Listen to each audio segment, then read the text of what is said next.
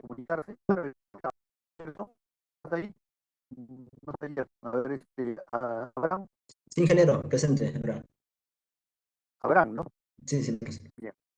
Muy bien, Abraham. Mira, quiero que veas esta tabla de factores de servicio de las fajas en B, ¿no? Esta tabla de servicios, de factores de servicio de las fajas en B. ¿Ves los valores? ¿Se ven los Sí, números? sí se ¿O ve, no? ingeniero, sí se ve. Ya, muy bien. Entonces, la primera pregunta que yo te hago es, de esta tabla, tú, Abraham, Ujú. eh, ¿qué característica tiene clase uno, fuente motriz clase uno Ah, por y ejemplo, es clase 2? motores eléctricos con corriente alterna, otro es que el torque es de arranque normal. Ya, o eh, sea, ajá. pero en el fondo, ¿qué me quiere decir clase uno? En el fondo significa que vamos a quitar, bueno, mm, que sería un tipo de motor con que se trabaja, pues, ¿no?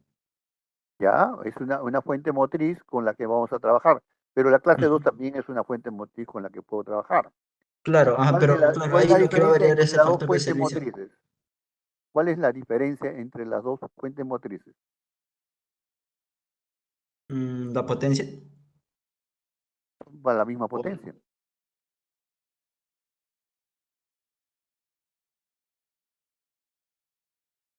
¿Por qué eh, uno es 1.1 y el otro es 1.2? ¿Por qué razón crees tú que aparece eso? bueno, hasta donde yo veo las fórmulas, por ejemplo, la potencia de diseño es la potencia de la máquina por el factor de servicio, ¿no? Es un multiplicador que hace, por así decirlo, aumentaría la magnitud, ¿no? O sea, en clase 2 como es 1.2 el factor de diseño, no, perdón, la potencia de diseño sería mayor. Ya, correcto. Ujú. Ya. Y eso se debe a que considera que esa fuente motriz, ¿qué tiene de diferente con la otra fuente motriz? Eh, Si es la misma potencia, la misma velocidad, ¿en qué se estarían diferenciando estos dos elementos?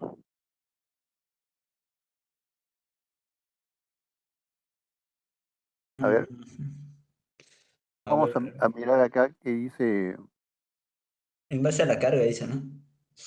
dice, clase uno corresponde a máquinas motrices tales como motores eléctricos. ¿Puedes leer eso? Sí, sí. A motores eléctricos de corriente alterna, de torque, de arranque normal, de jaula de ardilla, motores eléctricos síncronos, motores eléctricos de corriente continua con bobina en derivación, motores de combustión interna multicilíndricos.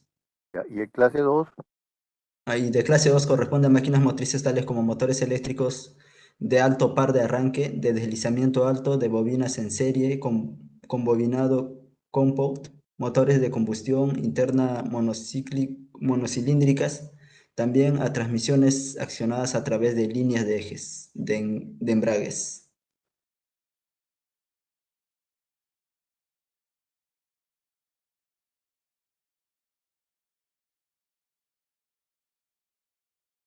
No se escucha, ingeniero, lo que está hablando. disculpa, me estaba comiendo una uva. Bueno, sí, entonces, ¿cuál es la diferencia entre estas dos fuentes? El tipo de motor con que se trabaja, ¿no? Ya, bueno, el tipo de motor, pero ¿qué características tienen esto? Porque uno son que lo diferencia entre uno y otro. Por ejemplo, en la clase uno es con arranque normal, en el otro es con alto torque, ¿no? ¿Ya? ¿Y qué significa eso? La carga que se suministra al... Ajá, claro, la carga que se suministra en un caso es más alta, ¿no? Es más brusca, es más variable, ¿no? Eso es lo que ocurre entre uno y otro.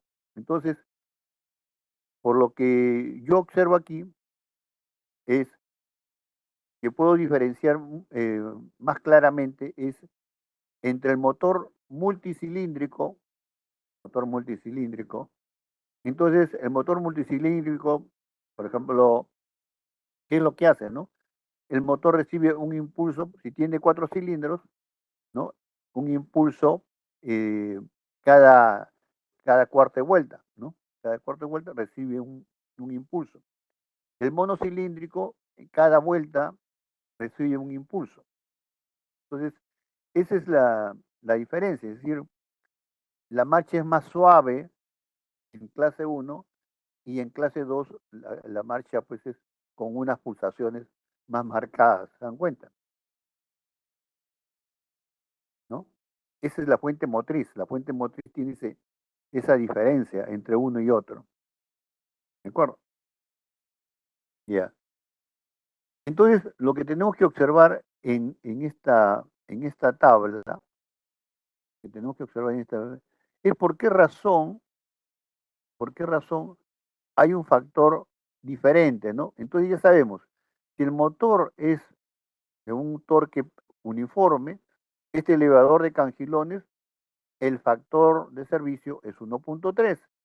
Pero si es uno de alto par de arranque o que el torque varía con una cierta frecuencia, entonces tenemos que usar un factor 1.5, ¿no?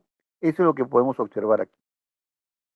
Ahora, el otro detalle es que yo tengo una diferencia entre, por ejemplo, el factor que hay entre, por ejemplo,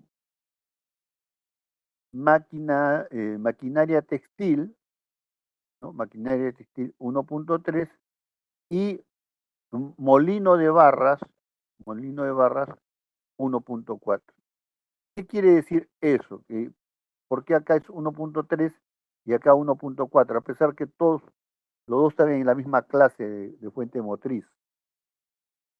¿Cómo interpretas tú, Gerson? ¿Quién era? Juan, Abraham. Juan. Abraham. Es que el tipo de operación es diferente, ¿no? O sea, las cargas que se van a manejar son variables, ¿no? Por ejemplo, bueno, en máquinas textiles yo supongo que es menor la carga, ¿no? O sea, no se requiere mucha carga, ¿no? En cambio, en molinos de barras se requiere bastante, por lo tanto, este factor de servicio tiene que ser mayor, ¿no? Cosa que la Así es, potencia de diseño nos da un mayor valor, ¿no? así es. Entonces, la carga ahí, digamos, en la máquina textil, probablemente sean, pues, de repente el mismo valor, pero más homogéneas, no hay tantas variaciones. Y en el caso de el molino de barras, sí, pues hay impactos, ¿no? Hay impactos y hay choques en el proceso digamos, de trabajo de la máquina, ¿no? Entonces, ¿por qué traigo a colación este tema? Porque nosotros en muchos casos vamos a tener que escoger los factores para seleccionar los engranajes y vamos a tener que, digamos, decir, ¿no? Voy a usar un factor igual a 2 o voy a usar un factor igual a 3, ¿no? Ya, ¿cómo escojo entre 2 y 3? Porque el 3 es para cargas altas y el 2 es para cargas medias, ¿no? Pero si yo no sé la máquina que no tengo la experiencia, como para decir, bueno, esta máquina chancadora tiene altos impactos o tiene bajos impactos, ¿cómo lo decide el estudiante, ¿no? ¿Cómo lo sabe el estudiante? ¿Cómo lo puede, digamos, suponer el estudiante? Bueno, la idea es que ustedes, utilizando estas tablas que hemos usado para fajas en B, para cadenas, ya tenemos una idea de qué máquinas son más, eh, digamos, tienen una marcha más brusca que otras, ¿no? Porque acá estos valores, por ejemplo, acá, por ejemplo, winches 1.4, ¿no? Winches 1.4 y transportadores para trabajos livianos 1.1. Es una notable la diferencia entre uno y otro, ¿no? Los sopladores 1.1, ¿no? El molino de martillos 1.3, eso quiere decir que el molino de martillos pues tiene mayores impactos, mayor carga variable que el caso del soplador, ¿no? Entonces, ya podemos tener alguna, intuir de alguna manera qué máquinas van a tener mayor o menor esfuerzo. Y por otro lado, también podemos ver acá algunas que son iguales, ¿no? Por ejemplo, acá tenemos elevador de cangilones y cribas giratorias. El factor es igual, miren. Yo ya puedo suponer que esas máquinas producen cargas similares, ¿no? Bueno, este es un trabajo que tienen que ustedes hacer. Recuerden que yo les había mencionado el día de ayer que ACMA recomienda un procedimiento de cálculo que estamos haciendo nosotros, pero dice, bueno, que de los valores de estos factores tiene que ser tomado por personas con experiencia, ¿no? Con un conocimiento de estas máquinas.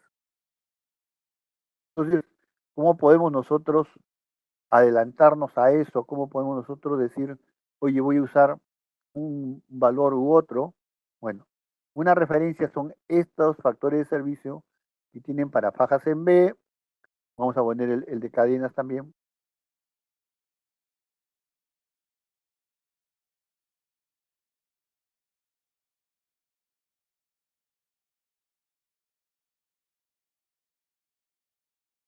Acá el de cadenas. Miren, acá hay tres clases. Acá tienen tres clases.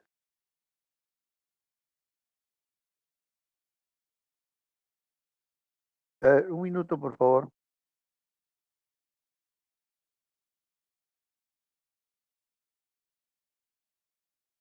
¿Aló?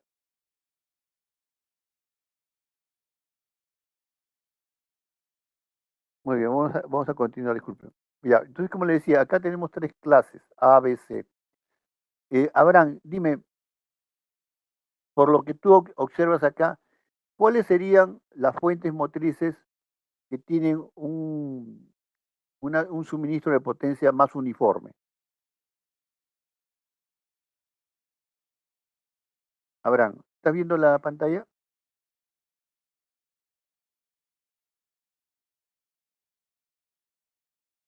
No te escucho, Abraham.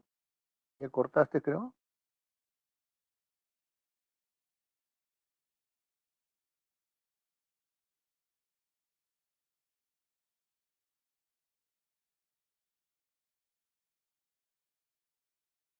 Bueno, creo que Abraham ya se fue. A ver, vamos a buscar a alguien que esté en clase. Francisco Guamán. ¿Estás ahí, Presente. Francisco? Ya, Sí. sí, Francisco, muy bien. Te me preguntaba, ¿cuál de estas tres fuentes motrices tiene la marcha más suave? ¿Cuál es el que suministra la potencia en forma más uniforme, ¿no? A la máquina. ¿Cuál de estas tres alternativas es la que tiene una fuente motriz más homogénea? La clase A, profesor. La clase A, correcto. Muy bien, entonces ya nos podemos dar cuenta nosotros qué tipo de fuentes van a ser las que producen un torque más uniforme y van a producir, pues digamos, una marcha más suave de las máquinas, ¿no?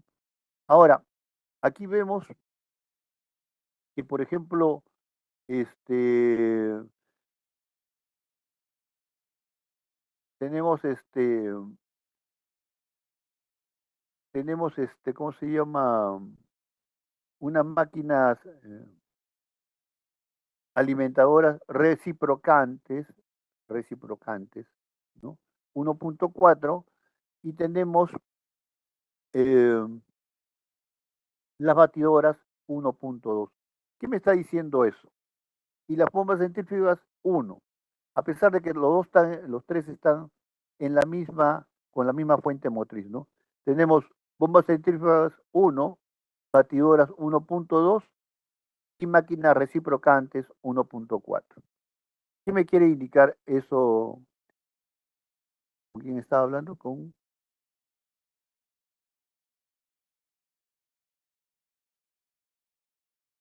Sí, Cisco, ¿verdad? Ah, que la carga de los reciprocantes es mayor a la de las batidoras y esa es mayor a de la bomba centrífuga. Correcto. Entonces, ¿dónde esperamos mayores sobrecargas o variaciones de carga? En las reciprocantes, ¿no? Y la marcha más uniforme, digamos, más homogénea, la tendríamos en las bombas centrífugas. Bueno, ese conocimiento está ahí en estas tablas, ¿no? Y probablemente nosotros hemos estado trabajando con las cadenas, etcétera, utilizando algún factor de servicio, ¿no? Pero no nos hemos percatado de ese trasfondo de la tabla. Entonces, si bien es cierto, si bien es cierto, nosotros tenemos aquí el uso de tablas. eh, Estas tablas tienen un trasfondo, no tienen un porqué, ¿no? Eh, Francisco, a ver, ya que estás participando, ¿cuál crees tú que sea el criterio aquí,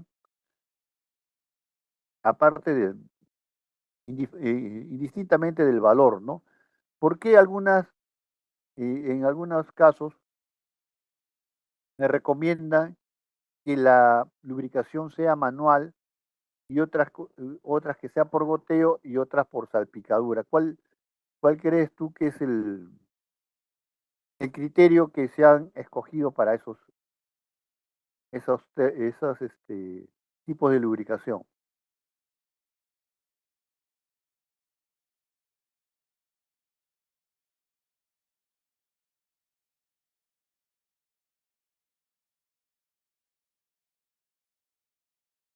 Puede ser el tipo de material, profesor. El material de la cadena es igual, el lubricante puede ser el mismo, pero ¿por qué en un caso dice manual y otro dice por goteo y otro dice por salpicadura? ¿Dónde va a ser más abundante la lubricación? ¿En cuál de los Ingeniero, tres? Manual. ¿Sí? No, no, no, no, no. ingeniero, ¿Sí? yo creo que es por la velocidad máxima, ¿no? Por ejemplo, en salpicaduras la velocidad con que se mueve es mayor, ¿no? Entonces, por lo tanto, va a haber mayor, digamos, va a necesitar mayor lubricante, ya que hay fricción mayor, ¿no? En cambio, en manual es menos, ¿no? La velocidad es menos, por lo tanto, supongo que se lubrica manualmente nomás, ¿no? Porque no hay una velocidad alta, ¿ves? No se requiere, ¿no? Demasiado lubricación. Claro. Básicamente esa es la idea, ¿no? Cuando tenemos un movimiento, ¿para qué sirve la lubricación? La lubricación sirve para reducir la fricción, ¿no? ¿No? Reducir el rozamiento que hay entre las piezas. Entonces, para eso usamos el lubricante. Entonces, si las piezas se mueven más rápidamente, van a hacer mayor contacto, va a haber mayor relación, velocidad relativa entre las piezas, y entonces el efecto de la fricción va a ser más crítico. Por lo tanto, yo necesito garantizar que exista la lubricación entre esas partes, ¿no? Y si la velocidad se reduce y entonces ya no tengo ese requerimiento tan alto, entonces puedo usar pues una lubricación por goteo, que es una lubricación permanente. O sea, por goteo significa que hay un dispositivo que va goteando sobre la, sobre las partes de la cadena, ¿no? Que en forma permanente está manteniendo digamos, lubricada algunas partes de la cadena, ¿no? Sobre todo las partes que hay movimiento relativo. Y en el manual es que ocasionalmente, porque no vas a tener un operario permanentemente echándole aceite a las cadenas, ¿no? Ocasionalmente, con una cierta frecuencia, un operario se acerca y lubrica las partes. Se supone que se mueve lentamente y esa lubricación va a ser lo suficiente para mantenerla reducida la fricción. Entonces, miren, si bien es cierto, nosotros usamos estas tablas y un poco nos mecanizamos en el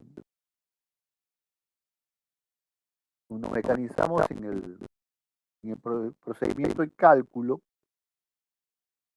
Estas tablas tienen un concepto, digamos, un trasfondo en el cual hay una decisión que uno puede tomar, ¿no? Por ejemplo, imagínense ustedes que están trabajando en una empresa de mantenimiento y, y resulta pues que la velocidad se excede, ¿no? Por ejemplo, acá dice 2500 para la cadena de ANSI 25, dice 2500, hasta esa velocidad se acepta que sea por goteo. Y digamos que se excede, ¿no? Ligeramente sobre 2500, 2600, por ejemplo, ¿no? Pero pasar a un tipo de lubricación por salpicadura es más costoso, es cambiar un sistema, ¿no? Entonces, ¿ustedes qué harían?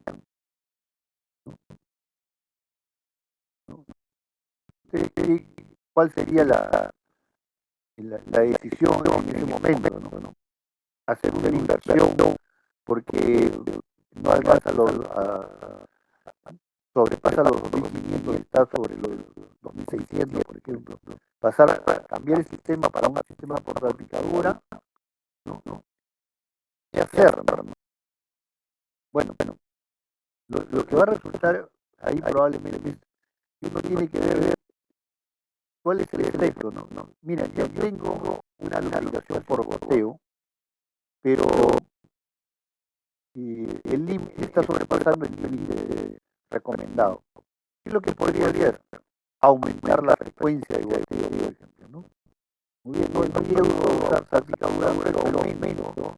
Porque la idea es esa, la idea es aumentar la cantidad de lubricación en estas partes, ¿no? Entonces, si bien es cierto, no cambia el sistema, pero sí puedo pensar en que requiero una frecuencia de goteo más alta o un volumen de goteo mayor, ¿no? Y con esas cosas las puedo solucionar. Entonces, a lo que yo voy ahora para todos ustedes, es que hay que analizar esta información que hay en las tablas y ver el concepto que involucra para que nosotros podamos tomar algunas decisiones, ¿no? A veces alguien va a decir, bueno, mira, sobrepasar los 500, los 50, ya mejor utilizo la calculadora para no tener problemas en el mantenimiento de la cadena, ¿no? Y otro, como digo, puede ser que se exceda y tomar la decisión de aumentar solamente el tipo de lubricante para, digamos, ahorrar la inversión del cambio. Bueno, muchas decisiones deben tomar.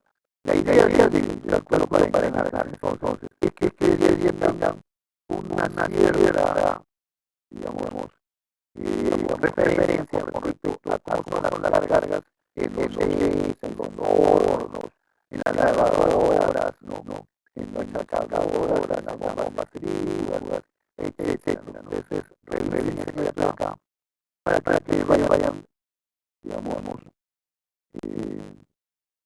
teniendo el concepto de que más máquinas son de mayor carga o menor.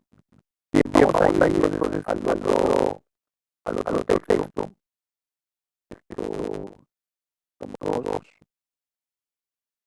vamos a ver la parte de engranajes.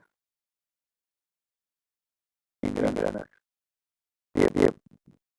Entonces, como les mencionaba ayer, tenemos aquí Este procedimiento es válido para engranajes cilíndricos de dientes rectos y helicoidales y helicoidales. Marca la ciencia, por acaso, la estabilidad. Bien. Y acá tenemos el esfuerzo, ¿no? El esfuerzo en la raíz del diente llevado a la presión, que es el primero que vamos a analizar.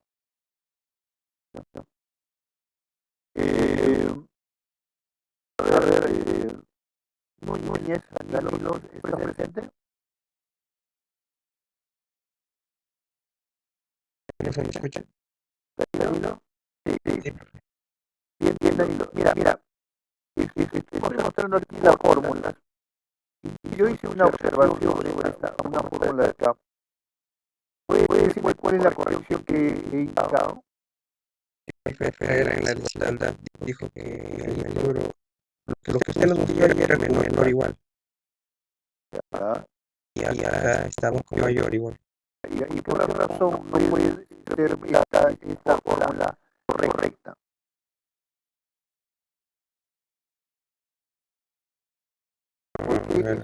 Ya, porque esto debería ser menor a lo que está relacionado con el diseño, no puede sobrepasar el diseño. Ya. A ver, te ayudo por un ratito. Este de aquí es la resistencia del material de la probeta. Ya. Este es el que se ha obtenido por ensayo de la probeta, como si dijera el ensayo de tracción, pero en este caso es un ensayo de fatiga. Me ha determinado un esfuerzo permisible o admisible en la probeta. Sí. ¿Ya? Entonces, yo voy a comparar el esfuerzo en la pieza, en el engranaje que yo estoy diseñando. ¿Este valor puede ser mayor que el de la probeta? No. No, porque se rompería, pues, ¿no? Sí. Ahí. Entonces, por esa razón, este de acá no puede ser mayor que este de aquí. Ahora, ¿qué dijimos sobre KL, KT y KR? ¿Qué cosa eran? Danilo, ¿no? Sí, eran unos aumentos. Le entendí que eran unos aumentos. Ya. Son unos factores que incrementan, pero en realidad son factores que lo que hacen es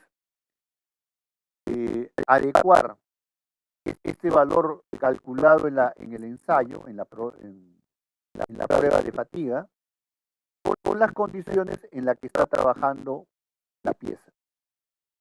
Por ejemplo, este KL es el factor de vida. KL es el factor de vida.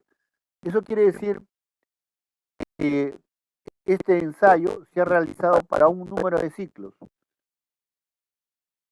Se ha usado para 10 a las 7 ciclos. Este valor se determina para 10 a las 7 ciclos. Si mi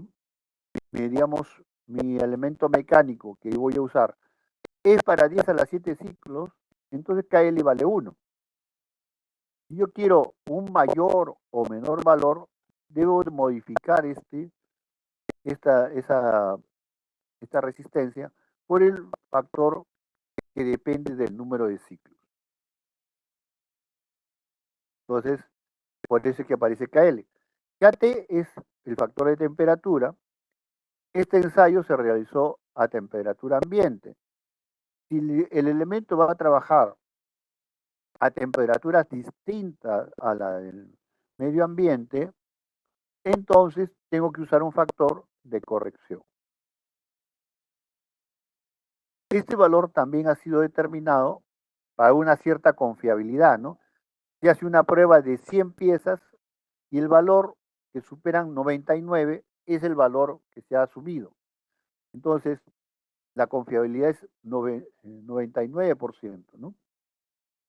Entonces, si yo quiero una confiabilidad menor o una confiabilidad mayor, este KR va a modificarlo. ¿De acuerdo? Entonces, sí, este factor generalmente va a incrementar, va a alterar este factor para compararlo, ¿no? ¿De acuerdo? Ese es el criterio que hay que tener en cuenta. Bien, y entonces vimos acá que esta era la potencia y dijimos que esto era igual a potencia igual a fuerza por velocidad, ¿no? Se despejaba este WT máximo, y se calculaba por la velocidad tangencial y se iba a obtener una expresión como esta de acá. ¿Está bien? Bien, entonces, esta fórmula, no sé si, a ver, ¿a quién le pedimos? Quiero que Davirán, ¿no? Davirán Anderson, Davirán. ¿Tú usas MATLAB, Davirán? ¿Davirán, estás presente o no?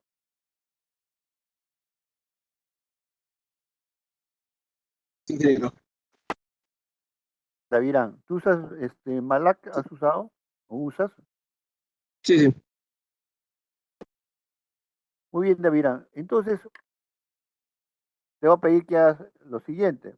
Vas a hacer 3 funciones en, en MATLAB. La primera función sería la función velocidad tangencial. ¿Ya?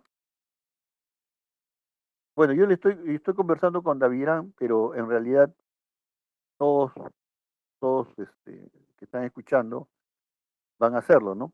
Velocidad tangencial. Luego van a despejar WT acá y van a hacer la función de carga tangencial.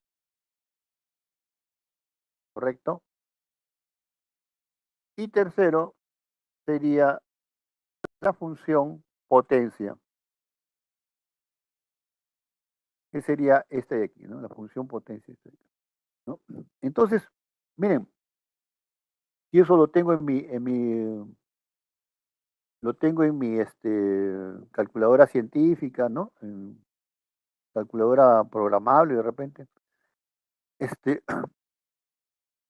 Entonces yo ya tendría mis 3 funciones y lo único que tengo que hacer es poner los datos aquí, ¿no? KL, DP, F, ¿no? Nada más. Y me va a dar la potencia, me va a dar la carga tangencial, me va a dar la velocidad, ¿correcto? Eso es lo que tenemos que hacer. Entonces, ¿cuál es mi preocupación ahora? ¿Cuál sería mi preocupación ahora, Davirán? Y ya tenemos las fórmulas, ¿no? Ya hemos grabado las fórmulas. Es solamente que estos valores deben ser apropiadamente seleccionados. Esto de acá tiene que ser apropiadamente seleccionado. Eso es lo que tenemos que hacer. ¿De acuerdo? Davirán, ¿para ti sería muy dificultoso hacer la función en MATLAB? No, no es negro. No, no, porque es bastante simple. Correcto. Entonces, a ver si la próxima clase nos compartes esa función. ¿Alguien más quiere apoyar eso? ¿Quiere hacerlo? Aparte de Davirán, ¿alguien más quiere Normal, hacerlo? ingeniero, yo también puedo hacer la parte de programar. Yauri, ¿no? Sí, yo abrí. Bien, Yauri. Muy bien. Entonces ya tenemos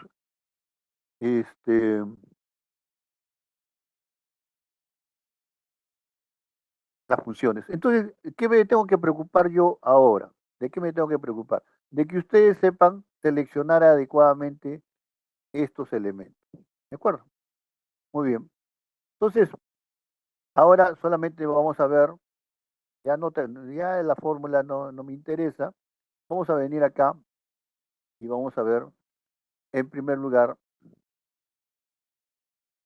las relaciones para los engranajes rectos, ¿no? Bueno, miren, eh, esto el módulo, el paso diametral, eso lo hemos visto en dibujo mecánico 1, si no me equivoco, y en elemento de máquinas, ¿no? Supongo que a la hora que han llevado el curso de elemento de máquinas, han visto pues los parámetros principales de los engranajes, ¿no? Cuando he llevado dibujo técnico, eh, que han dibujado la envolvente y la geometría del engranaje, han encontrado pues la relación entre el módulo, paso diametral, número de dientes, diámetro de paso, etc. Eso ya lo han estudiado ustedes. Y el módulo es el diámetro de paso entre el número de dientes, como lo estamos mostrando aquí, ¿no? Y el paso diametral es la inversa, el paso diametral es la inversa del módulo, ¿no? El número de dientes entre el diámetro. Ese es el paso diametral. Entonces, resulta que este paso diametral es la inversa del módulo, es la inversa pero en unidades inglesas, ¿no? O sea, en pulgadas. Entonces, algo que a veces el estudiante, digamos, omite, no toma en cuenta, es que el módulo se está definiendo en milímetros y el paso diametral se está definiendo en pulgadas. Paso diametral en pulgadas. Entonces, si bien es cierto la inversa, ¿no? Es la inversa, pero hay que hacer el cambio de unidades también. Eso es lo que tendría que mencionar, porque es algo que frecuentemente el estudiante eh, olvida o no tiene en cuenta.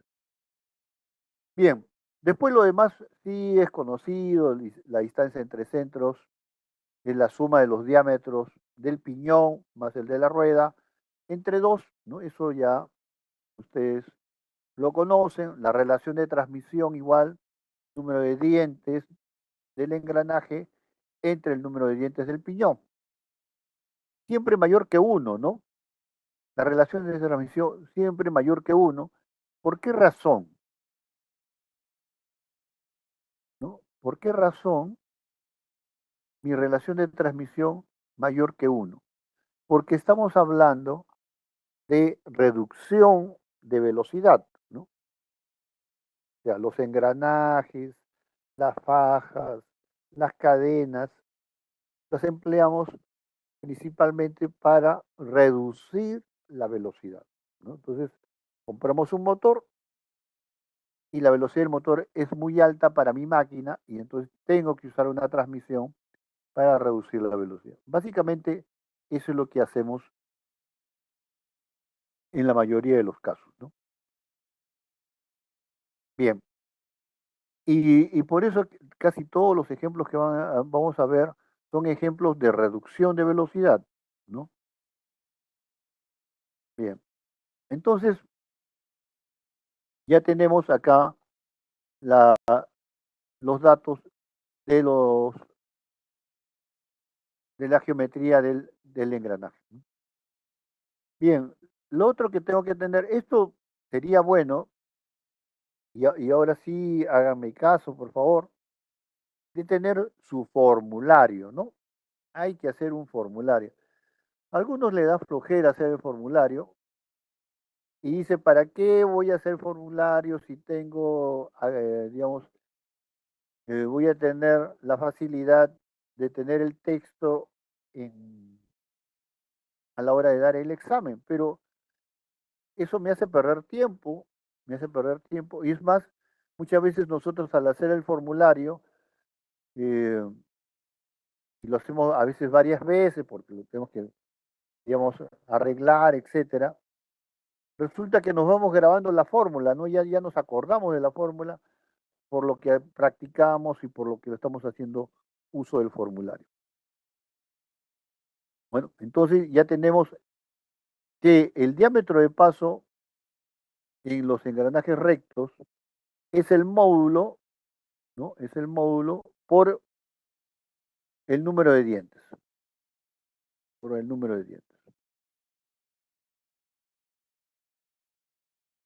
Eso es lo que tenemos en este caso, ¿no? Entonces acá, ¿no? Módulo igual a el diámetro de paso entre el número de dientes, ¿no? Despejando el diámetro sería módulo por número de dientes igual al diámetro. Bien.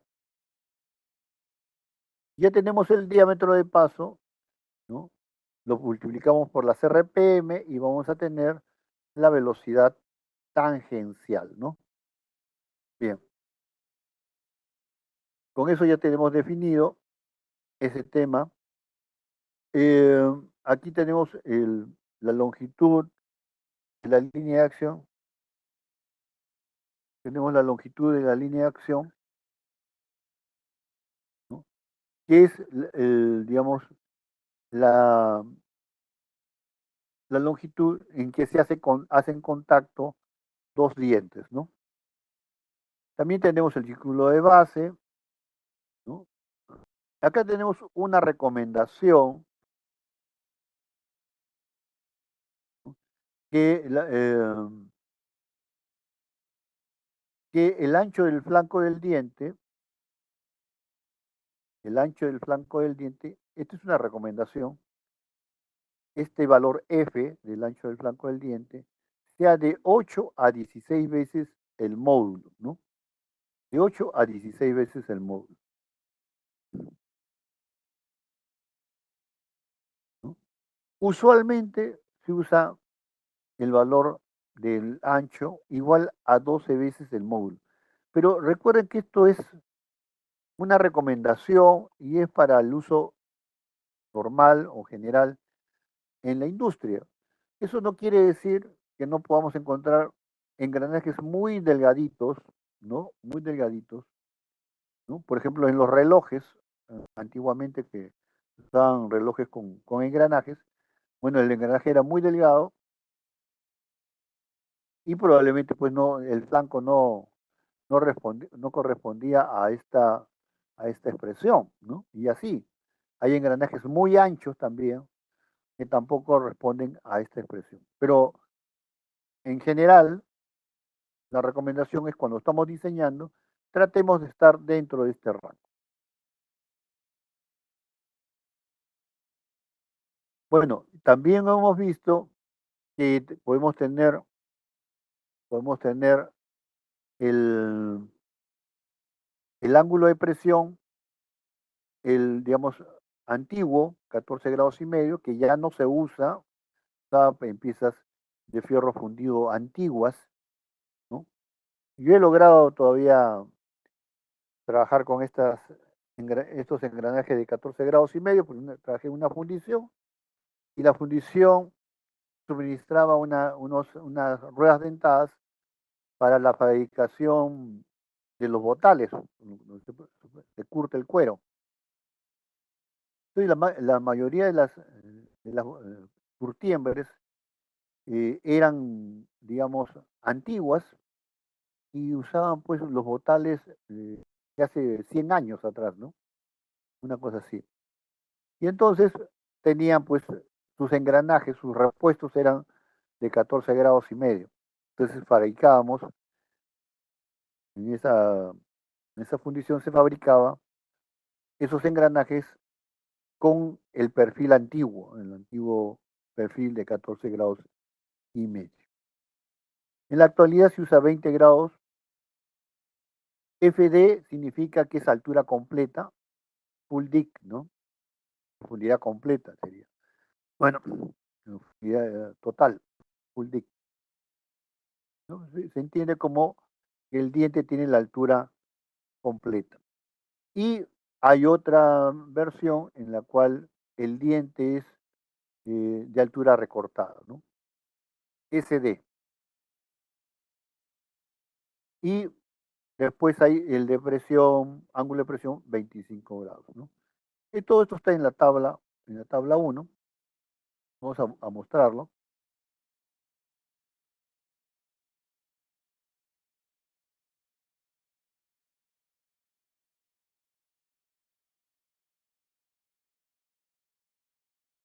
Y como les he estado diciendo, la idea es que ustedes,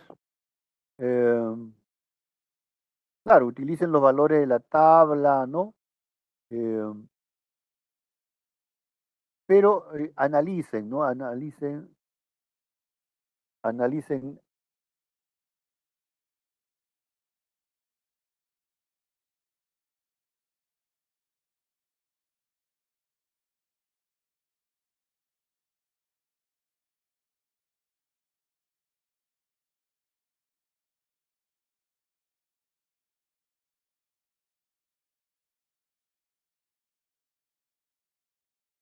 Disculpen, bueno, ahora sí voy a continuar. A ver, voy a continuar, disculpen.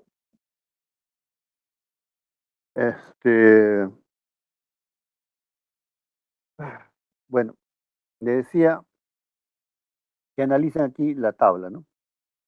Esta es la tabla 1 a la que estaba haciendo referencia, y acá está, pues, ¿no? El 14 grados y medio, y acá dice obsoleto, es decir, ya no se usa, solamente en el caso, pues, de los repuestos, a veces nos piden utilizar estos valores, ¿de acuerdo? Pero usualmente los diseños nuevos no se hacen ya con ese valor de 14 grados y medio. Actualmente se utiliza esta proporción, ¿no? El adendum igual al módulo y el dedendum 1.25. La altura del diente total 2.25 veces el módulo, ¿no? Y el recortado, el diente recortado, observen ustedes, 1.8 veces el módulo. Esa es la idea. Yo voy a explicar por qué se recorta el diente. Vamos a ver ese tema de por qué se recorta el diente. Bien, entonces, aquí en la tabla 1 pueden ver las proporciones, adendum, dedendum, ¿no? El adendum es la dimensión que hay desde el diámetro de paso hacia arriba, hacia la cabeza del diente, y el dedendum del diámetro de paso hacia la raíz del diente, ¿no? Eso ya lo saben ustedes y tienen esta idea de las proporciones del diente. En la tabla 2 se presentan los pasos y pasos diametrales y módulos eh, comerciales, ¿no? Comerciales, los más usados, ¿no? Aquí hay que tener en cuenta que no hay un módulo, digamos, 1.15, por ejemplo, ¿no? 1.15 de módulo no hay, ¿no? No existe, sino que se usan estos módulos que están normalizados. En algunos casos porque la herramienta no hay la herramienta para fabricarlos, ¿no? En otras medidas. Entonces, en estas medidas son en las que encontramos. Y ustedes pueden observar acá, ¿no? El paso diametral equivalente, también normalizado. En muchos talleres todavía se usa el paso diametral. El paso diametral se utiliza porque tienen las herramientas con esa nomenclatura, con el paso diametral y no con módulo. Entonces, en algunos casos, estos señores, cuando uno va a querer que le fabriquen, ¿no? Y uno dice, bueno, yo quiero módulo 5, por ejemplo, ¿no? Módulo 5, entonces ellos eh, utilizan el paso diametral 5, ¿no? En ese caso, el número coincide y las dimensiones son iguales. Solamente en ese caso es válida eso. Pero después, si uno quiere, pues módulo 10 no va, digamos, no va a encontrar el equivalente en el paso diametral, ¿no? Bien. Entonces, hay que analizar estas tablas, no se conformen con utilizar los valores directamente. Bien, entonces vamos a ir aquí a las recomendaciones, como le decía. También hay recomendaciones para los engranajes helicoidales, las proporciones, etcétera, ¿no? Eso lo vamos a ir viendo en su momento. Bien, entonces estamos haciendo engranajes rectos primero. Vamos a ver primero engranajes rectos y el procedimiento para el cálculo, ¿no? Por fatiga en la raíz del diente. Ese es el primer cálculo que se va a hacer, ¿no? Entonces, le habíamos pedido a Davirán y Yauri que hagan el despeje de esta fórmula y hagan pues el MATLAB, ¿no? MATLAB. Si alguien quiere hacerlo en otro software y compartirlo, también podemos tenerlo en otro software, ¿no? La idea es que tengamos la fórmula y, como le decía, esta expresión es la que voy a aplicar, ¿no? Bueno, el que quiere hacerlo manualmente, pues copia la fórmula y tiene un formulario con esto de aquí. Y vamos a ir viendo cada una de estos factores, ¿de acuerdo? Cada uno de estos factores vamos a ir viéndolos. Bien, vamos a empezar entonces viendo los factores aquí. Bien, en el texto empezamos con el factor KS, el factor de tamaño. KS es el factor de tamaño, ¿no? Bueno, el factor KS se toma igual a 1 en la mayoría de los engranajes, ¿de acuerdo? En la mayoría de los engranajes KS se toma igual a 1, ¿de acuerdo?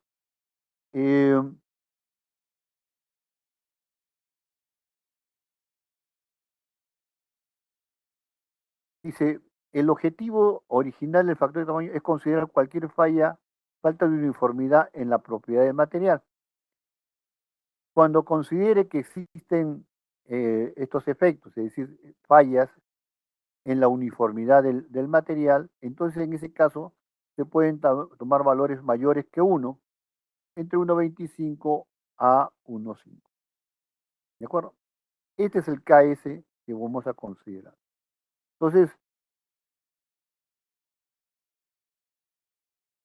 uno podría decir que KS igual 1, cuando estoy diseñando, generalmente voy a usar KS igual 1, ¿no? Cuando sospeche que es posible que encuentre fallas internas, entonces usaré un valor superior a 1.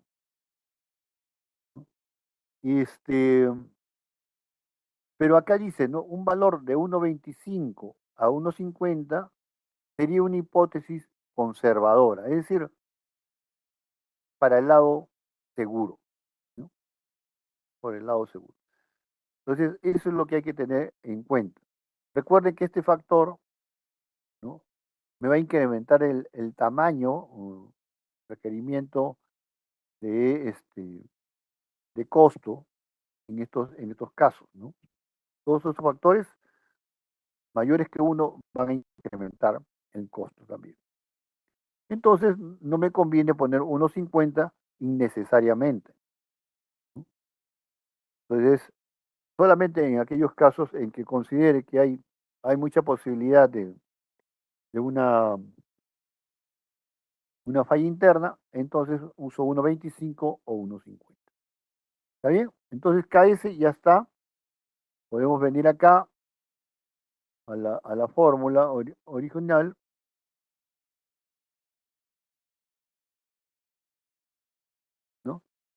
y ya tenemos KS cubierto, ¿no? Bien. Bien, entonces vamos al siguiente. Tenemos KS, ahora vamos a ir al siguiente factor. El factor geométrico J. El factor geométrico J, ¿no?, tiene en cuenta la posición de la carga y digamos, cuando se transmite la potencia entre los dos engranajes, ¿no? También la concentración de esfuerzos y la repartición de la carga entre dientes, ¿no? Eso es lo que, digamos, pretende este factor geométrico del diente. Recuerden que este factor geométrico corresponde al factor geométrico de Lewis, ¿no? Ligeramente alterado, ya vamos a ver, pero es básicamente el factor geométrico de Lewis. Este factor, ¿no?, para engranajes cilíndricos de dientes rectos, vamos a usar la figura número 4. Esto debería estar en mi formulario, ¿no? En mi formulario debo poner, ¿no?, factor geométrico J, factor geométrico J, utilizar la figura 4 y 5, ¿no? Eso es lo que debería decir. Y ahora vamos a ir a ver la figura 4 y 5.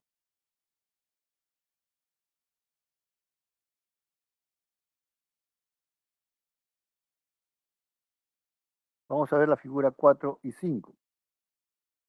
Recuerden que esta figura voy a tener que sacarle fotocopia, ¿no?, o ponerle un sticker al libro que voy a usar para ubicarlo con facilidad, ¿no?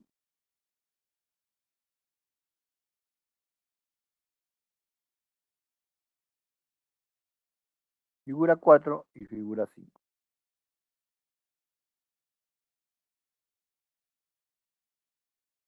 Bueno, la figura 4 dice factores geométricos de J para engranajes rectos, y vamos a ver qué dice la figura 5. Ya. Factores geométricos para engranajes cilíndricos de dientes rectos.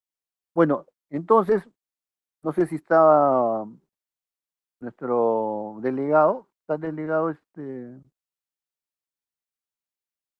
mi delegado o no?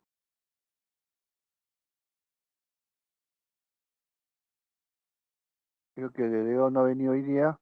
Profesor, ¿cuál de los delegados? ¿Cuál de los delegados? ¿Qué delegado me está hablando? Ramos, ya. Muy bien, Ramos. No, tú eres el único delegado, Ramos. Los otros delegados no contestan nunca. A ver, Ramos. Entonces, vamos a acordar algo, y eso quiero que lo comuniques a todos sus compañeros, ¿no? Todos los engranajes que vamos a calcular en este curso, en este ciclo, todos los engranajes en este curso y este ciclo van a ser para ángulo de presión 20 grados. ¿De acuerdo? 20 grados. Vamos a usar la figura 4. Entonces, eso quiere decir que la figura 5 no la voy a usar. ¿Ya? ¿Tomaste nota? Sí, ya lo noté, profesor. Ya. Entonces, la figura 5, no saquen fotocopia de la figura 5 porque no la vamos a usar. Vamos a usar siempre engranajes de 20 grados, ángulo de presión 20 grados, y la figura que voy a usar para el factor geométrico es la figura 4. ¿De acuerdo? Tomen nota de eso, jóvenes, porque si no van a poder cometer un error, ¿no? Bien. Ustedes observan aquí en la figura 4 una curva que dice carga,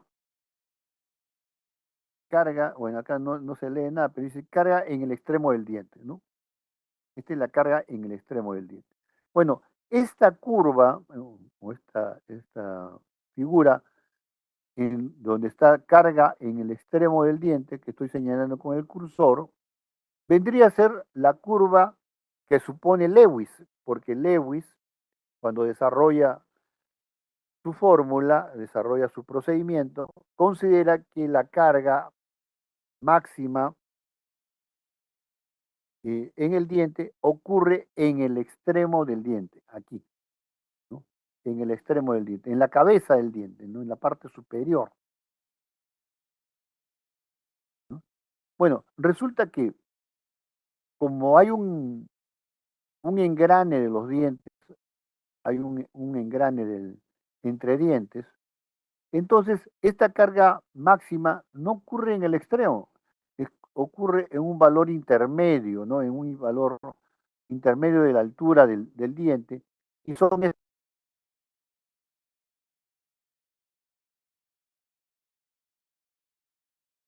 curvas de acá. ¿De qué depende ese factor? Va a depender del número de dientes. Entonces, ¿cómo uso la figura 4? Esto presten atención, ¿cómo uso la figura 4, ¿no? Ingreso con el número de dientes, ¿no? Del piñón, por ejemplo, 24, y busco,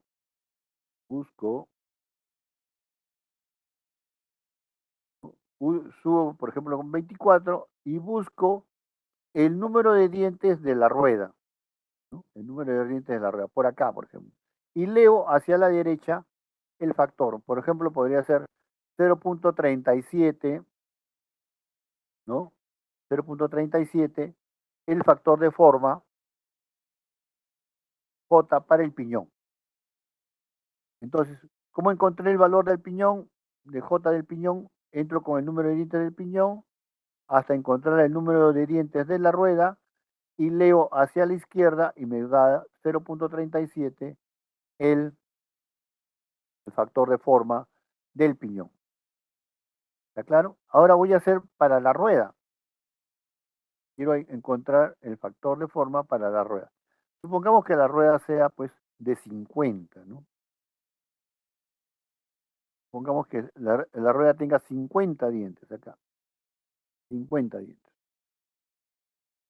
Este de aquí, no sé. Este de aquí 50 dientes. 50 dientes. 45, 50 dientes acá. Y entro con 50 dientes y busco el número de dientes del piñón. 24, ¿no? Tengo que subir acá hasta encontrar 24, más o menos 25, más o menos 24 por aquí, ¿no?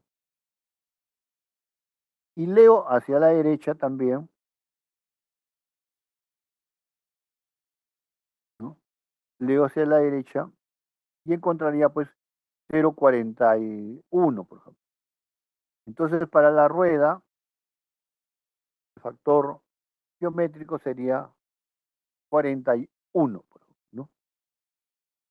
¿De acuerdo? ¿Se entendió eso?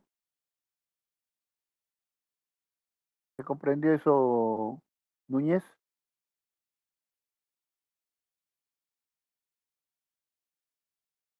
Bien, entonces estamos quedando. Ingeniero, Sí, una pregunta. y en caso de que, por ejemplo, o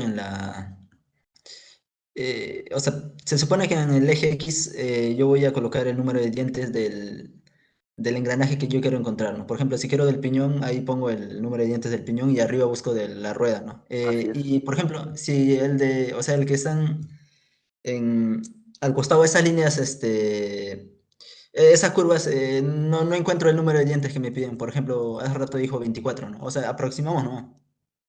Aquí 24, allá. En el otro caso. Allá, acá arriba, ¿no? Ujú. Bueno, sí, tiene razón en ese sentido, ¿no? Acá es 25, entonces tengo que buscar más o menos, pues, el valor de 24, un poquito más abajo, una cosa así, ¿no? Recuerden que, ¿cuál va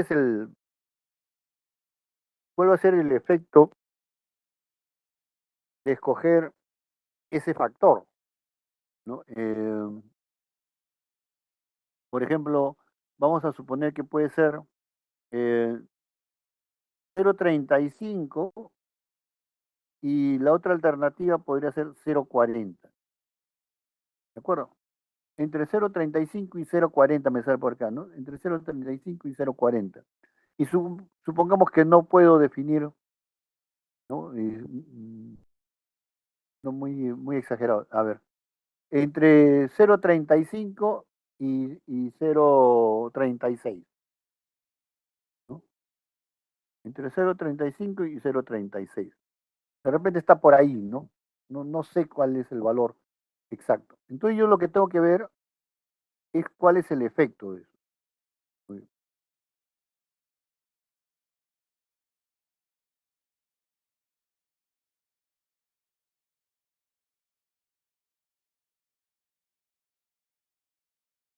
¿No? Tengo que venir acá. ¿Cuál es, cuál es el efecto de este J? Miren, si uso un factor J más pequeño, el esfuerzo en la raíz me va a salir más grande, ¿no? Y si uso un factor geométrico más grande, voy a reducir el esfuerzo acá. Entonces yo decía, puedo usar 0,35 o puedo usar 0,36. ¿Cuál usarías tú? Estás diseñando. Tienes duda, ¿no? Puede ser 0,35 o puede ser 0,36. Y lo vas a reemplazar acá para encontrar el esfuerzo en la raíz del diente. ¿Cuál usarías tú?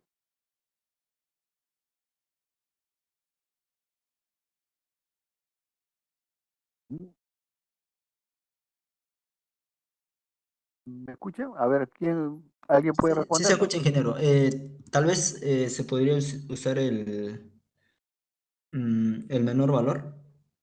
Claro, el menor valor, si usas el menor valor, estás incrementando un poquito esta raíz, ¿no? Este esfuerzo está saliendo un poco más grande, ¿no? Estarías para el lado seguro, digamos. ¿Te das cuenta?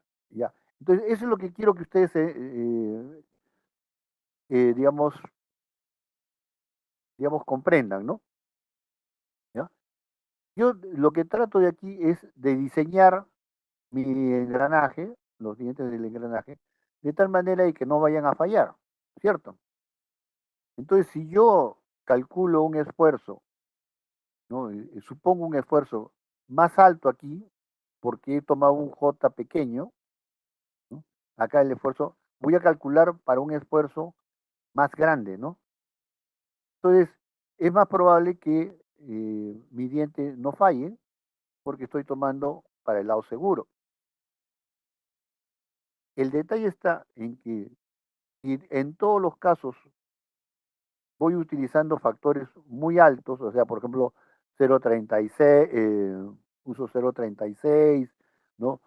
Uso valores que me incrementan este esfuerzo, eh, va a resultar que voy a hacer un engranaje más costoso, ¿no? Porque va a ser más grande, va a pesar más y va a tener un costo más alto. Entonces, por un lado, me conviene, para que no falle, los valores que me hacen el cálculo más seguro. Pero generalmente eso también resulta con engranajes más costosos, ¿no? ¿De acuerdo? Entonces, aquí ven, ¿no? Si uso el J más pequeño, la potencia va a ser menor. Si uso un J más grande, la potencia va a ser mayor. Eso es lo que voy a tener. Entonces, a la hora que ustedes decidan aquí, decidan en el valor que van a utilizar en el este,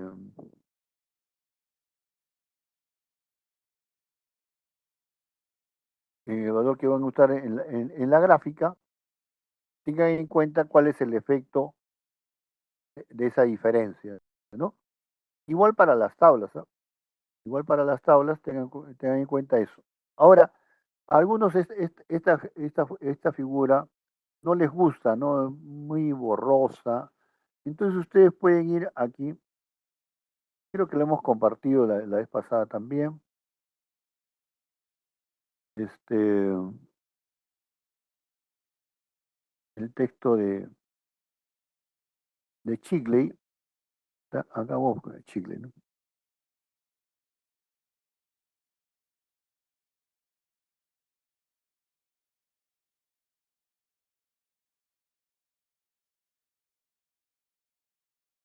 aquí podemos buscar.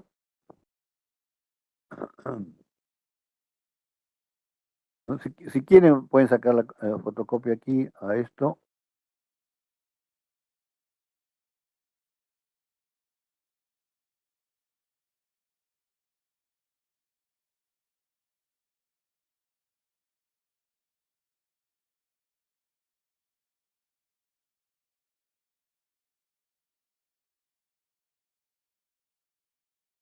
¿No? Acá tienen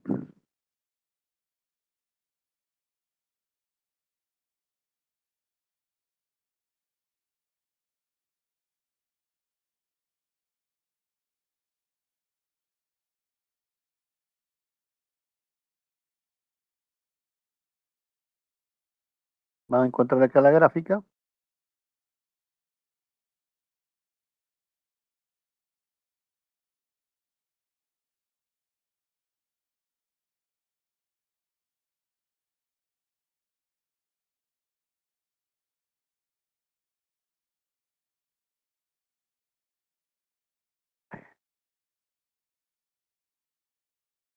A ver, que me-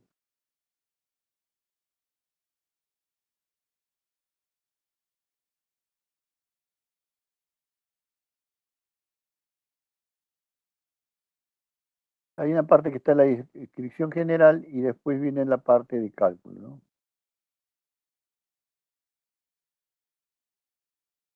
La parte 14. En capítulo 14, ahí vamos a encontrar estas fórmulas, ¿no?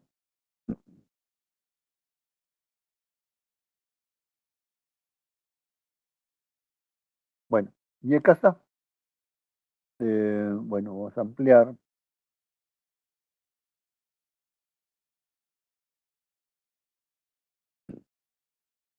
Pueden utilizar esta de aquí, que está, digamos, una imagen más limpia, ¿no? Pero van a encontrar igual, ¿no? Número de dientes acá, como decía, carga que se aplica en la punta del diente, en el extremo del diente, en la parte superior del diente, ¿no? ¿De acuerdo? Entonces, podemos tener esa figura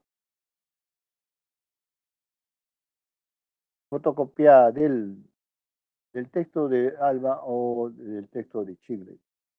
Cualquiera de los dos va a ser útil.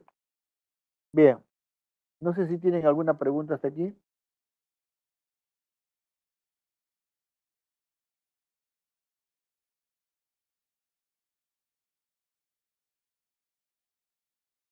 Bien, entonces, Tinoco, ¿alguna pregunta?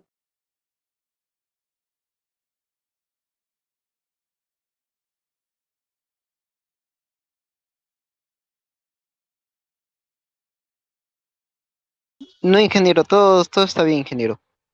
Bien. Bueno, entonces, la idea es que hagan su formulario, vuelvo a repetir, el formulario y digamos, fotocopien las tablas que vamos a utilizar, ¿no? Por ejemplo, ya saben que en el caso del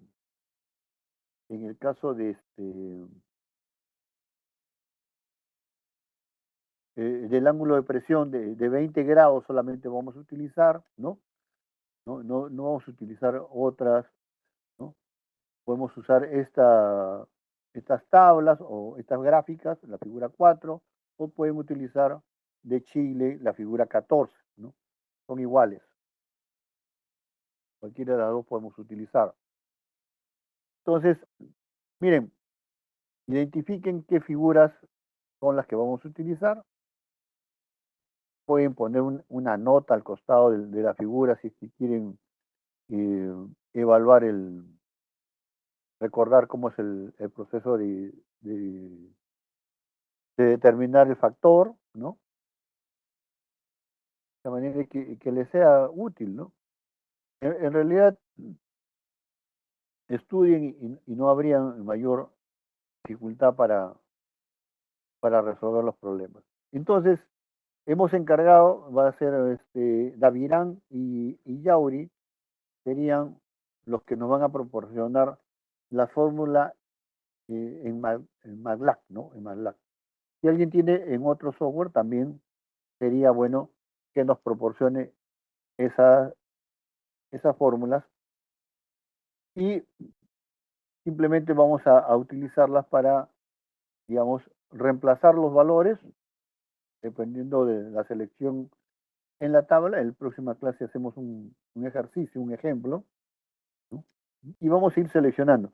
Entonces, miren, ¿qué es lo más relevante de todo esto? Es que yo, como le decía, sepa qué valor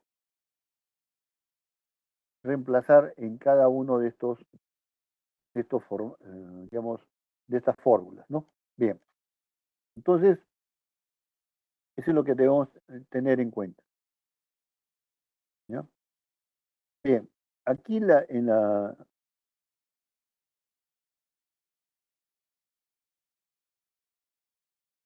en el texto de Chile tenemos unas imágenes que nos van a ayudar,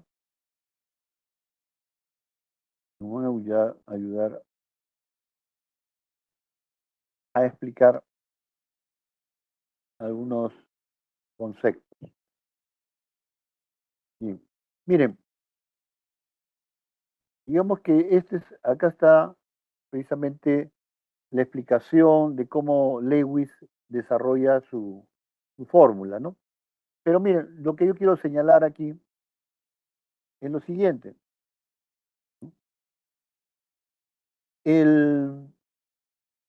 Digamos, el diente, la zona crítica es donde está este punto A, ¿no? Es decir, donde es el radio de acuerdo de la curva envolvente y la raíz del diente, ¿no? El fondo del diente. Entonces, este punto A es la zona crítica, ¿no? Entonces, para esta sección del diente, es que estamos determinando la resistencia, ¿no? En esta zona de aquí que estoy señalando con la flecha del cursor, ¿no? Aquí es la zona crítica, ¿no? La carga, Lewis la consideraba en el extremo superior, pero en realidad, cuando hay contacto de varios dientes, la carga aparece en un punto intermedio, ¿no? Y eso es lo que hace el factor J, determinar, ¿no? Considerar ese efecto de que se está compartiendo la carga y esta carga máxima no está ocurriendo en el extremo, sino en un punto intermedio, ¿ya? Eso es lo que se tiene en cuenta. Bien, este es un diente de altura normal. Y decíamos, ¿por qué aparece el diente recortado, no? El diente recortado se utiliza para que no se clave aquí, no llegue a entrar esta punta del otro engranaje, la punta del otro engranaje, no llegue a entrar aquí a la raíz, ¿no? Y eso se llama interferencia, ¿no? Cuando hay un punto de contacto entre una superficie envolvente y una superficie que no es envolvente, entonces en ese caso ocurre el fenómeno llamado interferencia, ¿no? Ahí llamamos interferencia a ese caso, ¿no? Y entonces existen varios criterios que hay que utilizar para evitar la interferencia.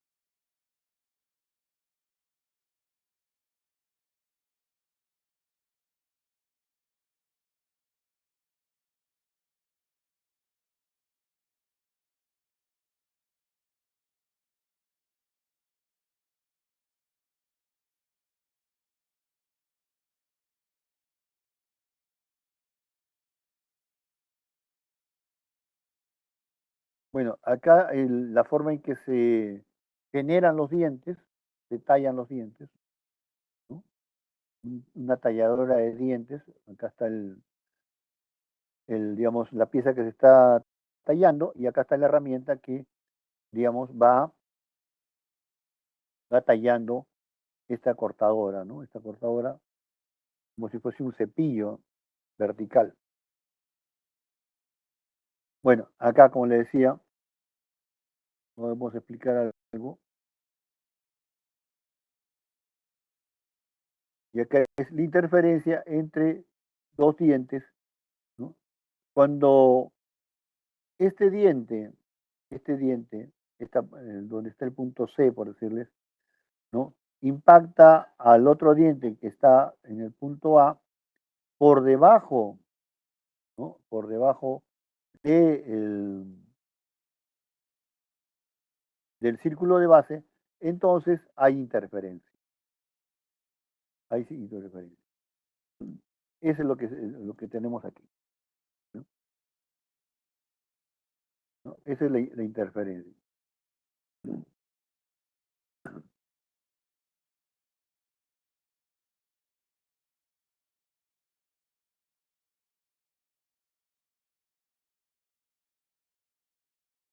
Acá está como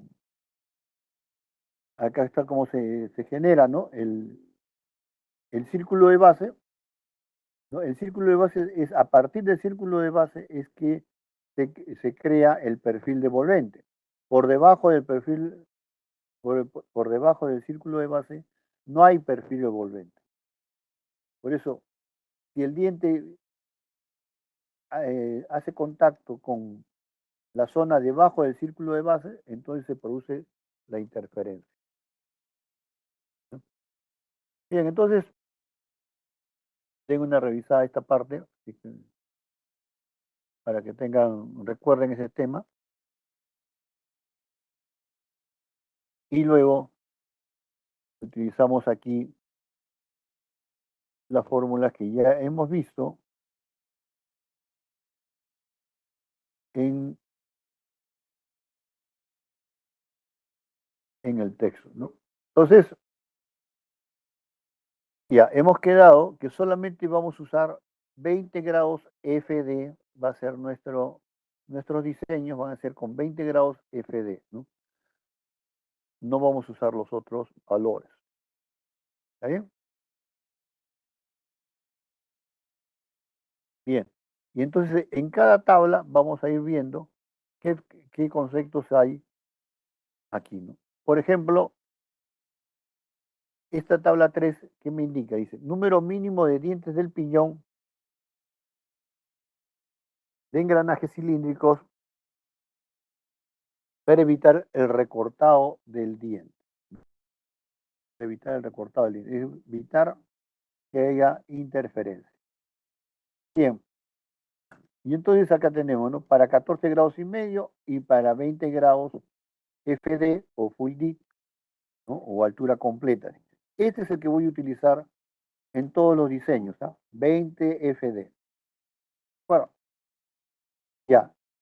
Algunos estudiantes preguntarán, pero ¿por qué solamente voy a usar 20 FD y no voy a usar los otros? Porque las gráficas y tablas que tenemos en el texto me permiten utilizar 20 FD, lo que no es lo mismo con otros valores, ¿no? Con otros valores podría ser que no encontremos todas las tablas. Bien, entonces, ¿qué quiere decir aquí esta tabla número 3 que nos va a informar? Bien. Miren, aquí por ejemplo podemos decir el número de dientes, ¿no?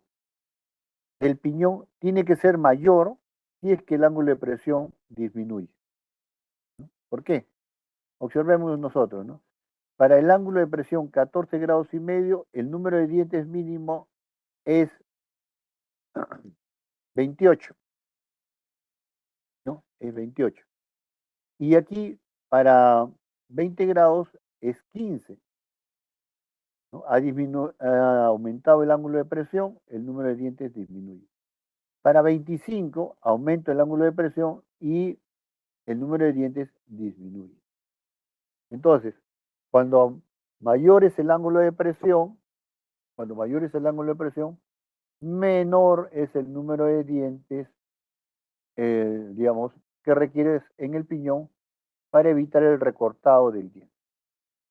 Esa es la conclusión que yo puedo sacar de esta tabla. Y así ustedes pueden ir analizando en la tabla estos valores, ¿no? Por supuesto que esta tabla también está en el texto de Chile y pueden ubicarlo ahí. ¿Bien? Ingeniero, Muy bien. el ángulo de hélice, ¿a qué se referencia? El ángulo de hélice es para engranajes helicoidales, por eso es que ahora no le he tomado en cuenta. Pero el ángulo de hélice se refiere para engranajes helicoidales, ¿no? Para engranajes rectos, este ángulo de hélice es 0. El ángulo de hélice es 0. O sea, solamente en este caso, para engranajes de dientes rectos, solamente usaría esta primera fila, ¿no? 32, 17, 14, 12. De todas maneras, es válido lo que estaba diciendo, que a mayor, digamos, ángulo de presión, menor número de dientes, ¿no?